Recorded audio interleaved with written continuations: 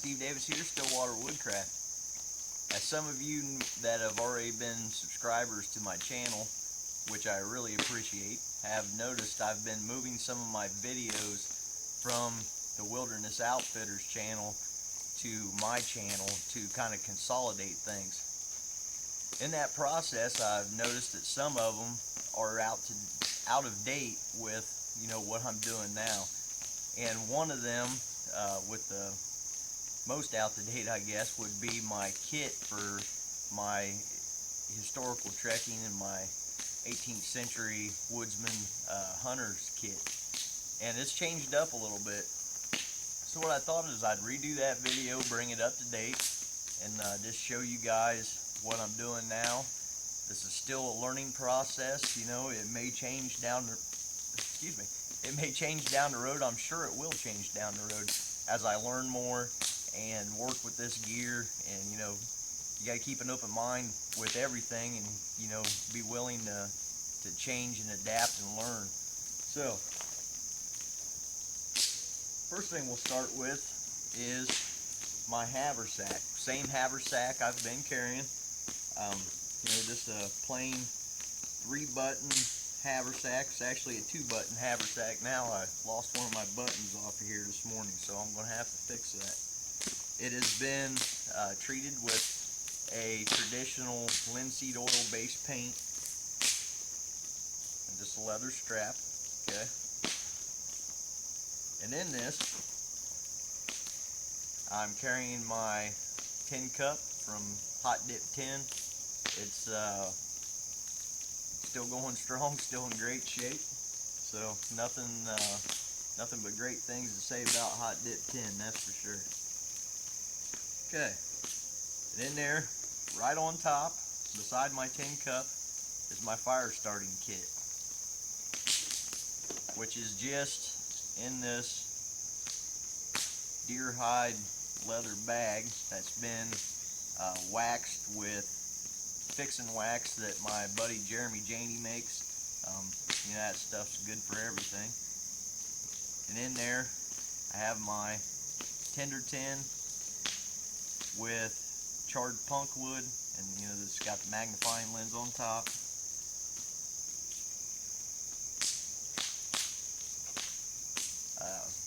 Really good C-shaped striker for my flint and steel. A couple pieces of flint, and down in there I just got some tinder and some birch bark, and I think there's a chunk of pine resin in there.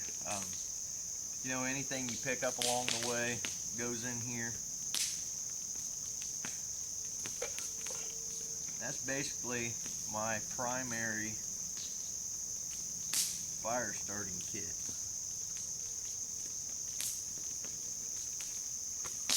Okay. Also in here, rolled up, I have a Snapsack.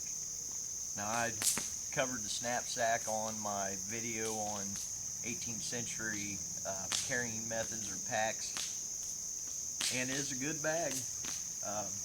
What I have been using it for now is putting like my spare moccasins, maybe a spare pair of stockings or a shirt in here, and rolling it up in my bedroll and carrying it in my tump line. When I'm not using it for that, I've folded up, folds up real small, stick it in the bottom of my haversack. It's there for maybe I want to collect some tinder, or there's something I want to forage, pull it out. It's great for that.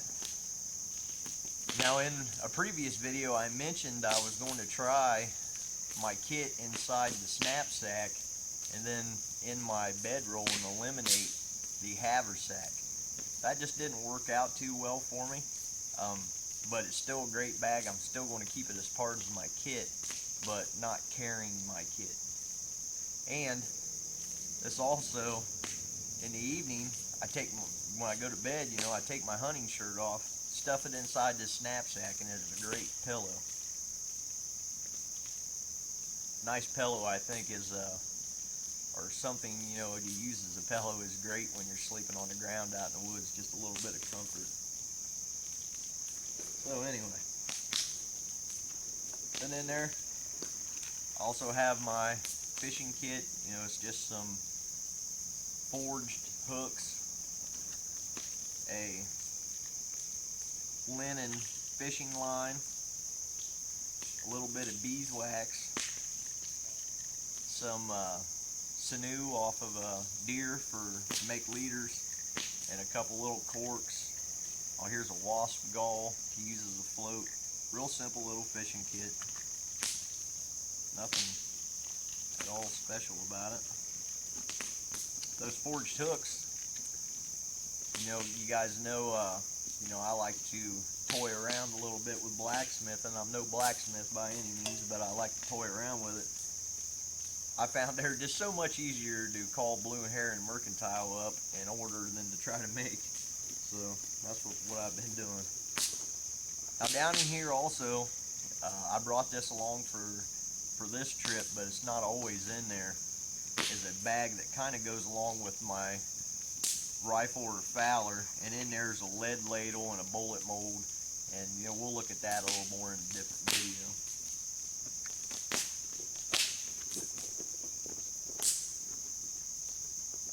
And down here in the bottom, I have my crook knife that I use for carving and bushcraft tasks. Fantastic knife. And this tin is tobacco for my pipe. Make sure I don't have anything else in there. Oh, and a pretty decent length of hemp twine in here. Just a little bit of cordage. So, and all together, you know, this kit is really light. So that stuff back down at the bottom. Now if you notice in my Haversack here, there's a pocket in the inside. And in there, I have a wooden spoon that my friend Sean Mulhall carved for me. You may know him as the Silver Fox on YouTube. A small container of salt, and a small honing stone. What else is down in there? Oh, there's just some spare, you know, pieces of leather in there for tying stuff, binding it, whatever. Now, the biggest change I've made, I was trying to eliminate all these straps, right? You had a Haversack strap, a Canteen strap. I had a strap on my axe carrier, shooting bag, powder horn. You get all this stuff on there. But one of the reasons I was going to eliminate this and go with my Snapsack inside my bedroll was to eliminate straps. So I eliminated my axe strap instead, and on the back of my Haversack, I ran a couple, or just one piece of brain tan leather wang through there, and tied on this belt axe. This is a little different belt axe than I've been carrying also. This is what's commonly called a Fort Meigs style belt axe. Supposedly the original head was found in a creek somewhere close to Fort Meigs in Ohio. But you know, it's a great little axe. It's big enough for anything you're going to do with a small hatchet. You know, if you need something bigger than this, you might as well just have a full-size axe. But it's just in a simple sheath tied to the back of this Haversack. And when I made this sheath, I also made it so it had a belt loop. So all I have to do is untie it and I can put it on my belt, and if I'm not going to be carrying my Haversack, I can still carry my axe with me. So there's that. Okay, I have my Canteen. You know, it's just a lot more convenient to carry water with you, and then instead of trying to purify it as you need it. A lot of 18th century woodsmen probably wouldn't have carried a canteen. It would have been more of a military thing. But for modern times, you know, we got to make some sacrifices. But this canteen is made by Hot Dip Tin.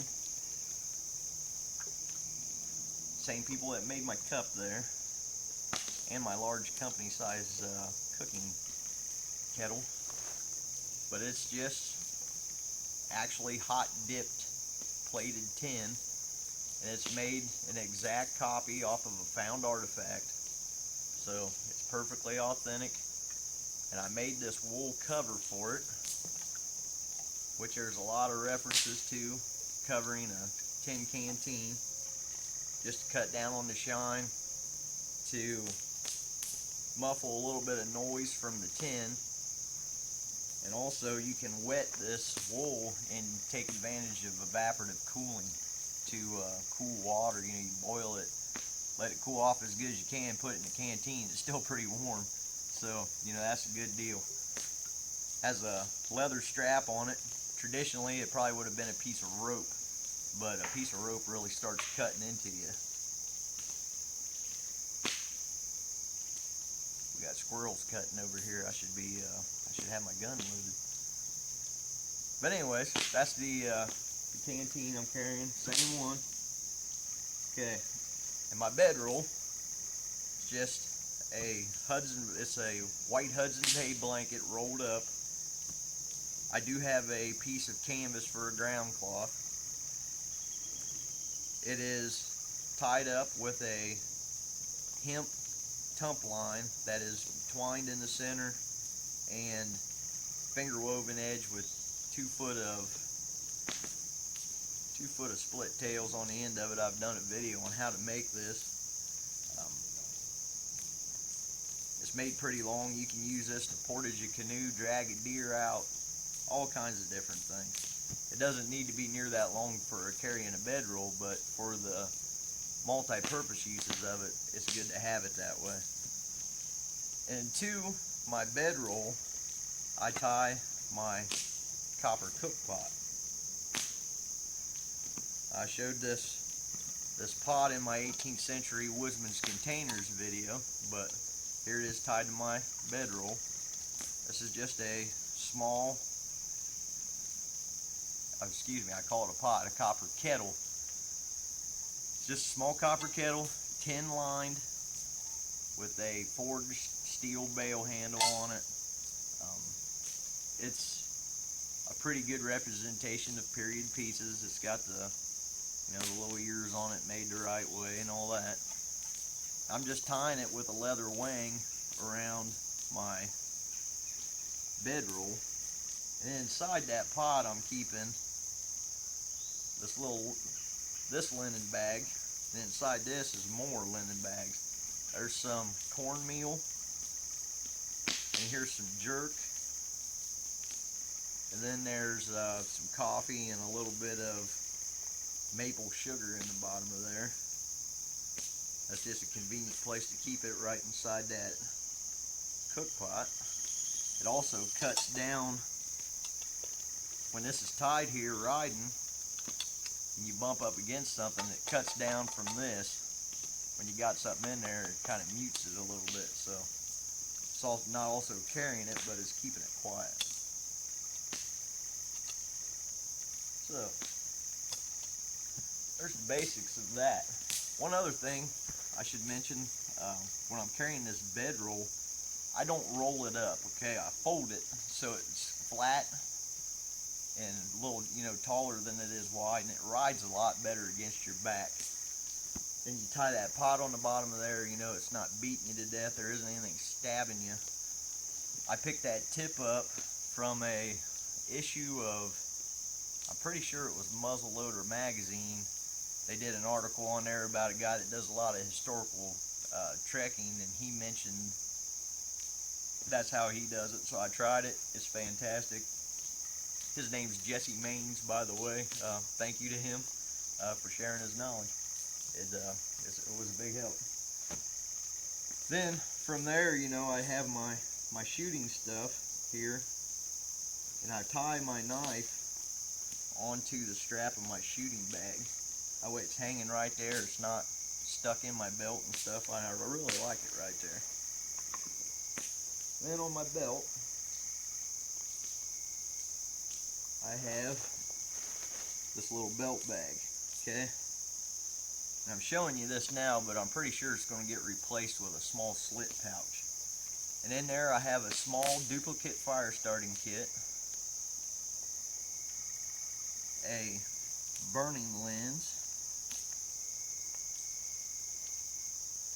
then I have what's called a penny knife. This is a very simple friction folding knife that was pretty common. This has a high carbon steel blade. It's made by Randy Wolf at Bethel Forge. So it was an upgrade from the knife I showed in my previous video on Wilderness Outfitters channel. So that's a little bit of change to my kit.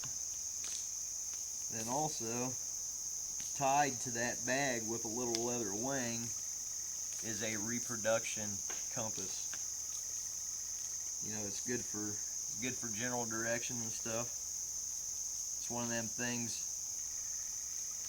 you know, if you don't know where you're going, it's hard to navigate there. So general direction is good enough for me. I don't really need a base plate compass and stuff unless I got topographical maps anyways. So that just stays on there, you know, in case something would happen. I get separated from my kit. I have a backup fire starting kit and my compass tied on because I don't want to lose it. Okay. So there you go, guys. A little bit of a update on my kit. Like I said, you know, it may change over time, and I'm sure it will, you know, and we may update this again, you know, here in 6 months or a year or something. So I thank you for joining me on this short look at this. I appreciate you guys' comments, all your views.